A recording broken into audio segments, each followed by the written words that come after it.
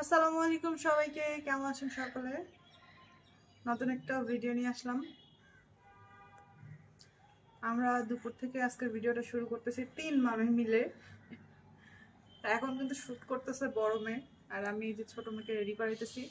আজকে মনটা একটু ভালো ছিল, আবার একটু পরে খারাপও হয়ে গেছে। মানে আজকে আমার মনের অবস্থা হচ্ছে ভালো খারাপের মাঝামাঝি অবস্থা, মানে মাঝখানে আর কি। যাই হোক, সবটাই শেয়ার করব, পুরো ভিডিও পর্যন্ত থাকুন।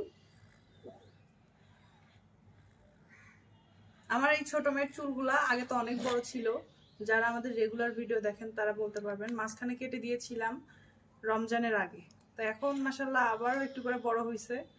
তবে এবার ইচ্ছা আছে ওর চুল রেখে দিব।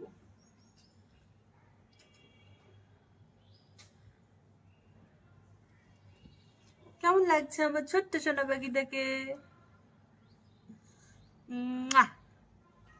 এটা দুষ্টু না ভালো? ভালো। না ধরো না, না না না, সুন্দর সুন্দর সুন্দর সুন্দর সুন্দর, ধরো না, সুন্দর লাগছে সাবাকে। হ্যাঁ, আজকে আমার রান্না বান্নাটা এখনো হয়নি, একটু লেট হয়ে গেছে। কালকে সারা রাত যাবত বৃষ্টি হয়েছে, আর কারেন্টও ছিল না সকাল থেকে, যার জন্য রান্না বান্নাও করি নাই। তো এখন প্রায় দুপুর পেরিয়েই যাচ্ছে, আমি এখন নিয়ে আসতেছি রান্না করতে। তো যাই হোক, আজকে মূলত আমি রান্না করব হচ্ছে আলু ডাল দিয়ে, আর হচ্ছে সিদ্ধ ডিম দিয়ে। এটা আমাদের উত্তরবঙ্গের একটা জনপ্রিয় খাবার। তো যাই হোক, রান্না করতে কিন্তু আমার কখনোই খারাপ লাগে না, রান্না আমার একটা শখের কাজ।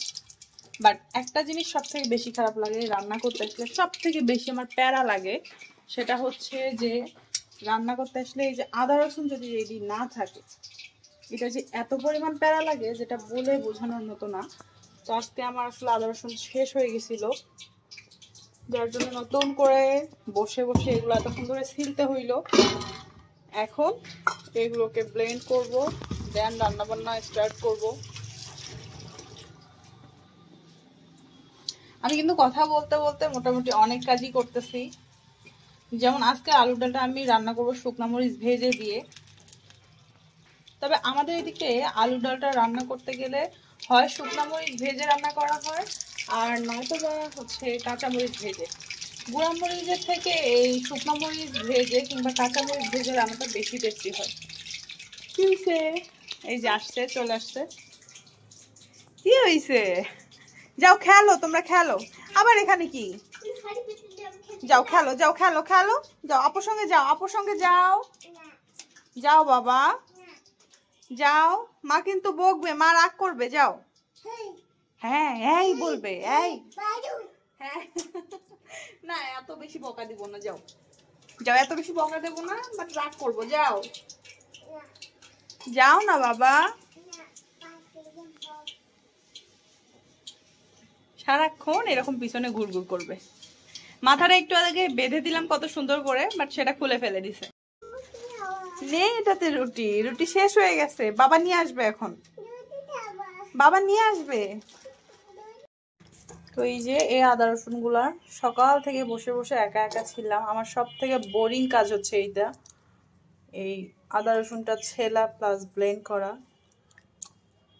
একবারই বোধহয় হবে না, তো আমি দুইবারই দিচ্ছি। একটু পানি দিয়ে নিই। এবার মশলাটাকে ব্লেন্ড করে নিই। আমার আদা রসুনটা ব্লেন্ড করা হয়ে গেছে, এবার এটাকে মূলত রেখে দিচ্ছি। যতটুকু লাগবে আমি ততটুকু নিয়ে নিয়েছি, যেহেতু আজকে আমার তেমন রান্না নেই, শুধুমাত্র একটা তরকারি রান্না করব, তাই অল্প পরিমাণে আদা রসুন নিয়ে নিয়েছি। আর আমি কিন্তু মশলা একদম অল্প খাই। স্নেহা আম্মু, এটা রেখে দাও তো বাবা, যাও ফ্রিজের মধ্যে রেখে দাও। Thank you. কথাও শোনে, মাঝে মাঝে কথাও শোনে, কিন্তু দুষ্টুমিটা একটু বেশি করে। কি করো তোমরা? ভাও ভাও দেখতেছো? কই ভাও ভাও? ও এই যে ভাও ভাও আসছে, এইটাকে দেখতেছো? গল্পের ঝোঁকে ঝোঁকে আজকে আমার বকা খাওয়ার কাজ হয়ে গেছে। ডালে এত পরিমাণ লবণ দিয়ে দিছি, লাগলো ডালের মধ্যে আমি একটা বেগুন কেটে দিয়ে দিছি যাতে লবণটা হালকা হয়। যদিও ডালটা মাত্রই দিয়ে দিছি, দেখি কি অবস্থা হয়, জানি না কেমন হবে, যাক ঢেকে দিই। মা একটা অদ্ভুত জিনিস, আমার আম্মুকে আমি বরাবরই একটা কথা বলতে শুনতাম যে আমার মতো মা যেন আল্লাহ আর না দেয়।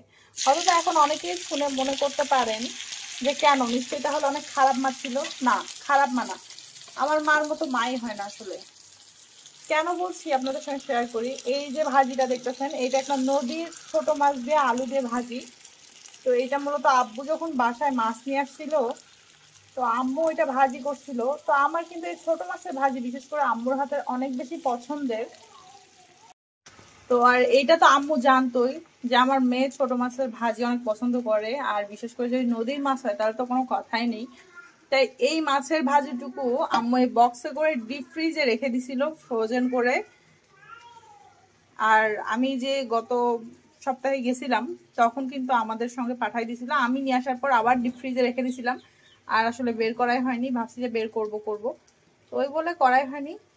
আজকে সেটা আর কি, বেশি কিছু রান্না করতেও ইচ্ছা করতেছে না, তো জাস্ট ডিম আলুর ডাল করি আর ওই ভাজিটুকু বের করে একটু গরম করে নিই, তাহলেই হয়ে যাবে। আর সঙ্গে আমি ঢেঁড়স ভর্তা করব।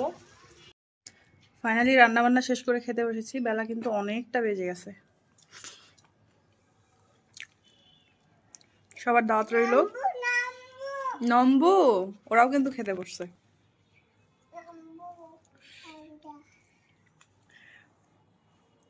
সাবা কিন্তু হাত দিয়ে খেতে পারে না, ওই ভাত নিয়ে দু একটা মুখে দিবে, বাকি সবগুলাই ফেলবে, এই আর কি। এটাই বাচ্চাদের আনন্দ।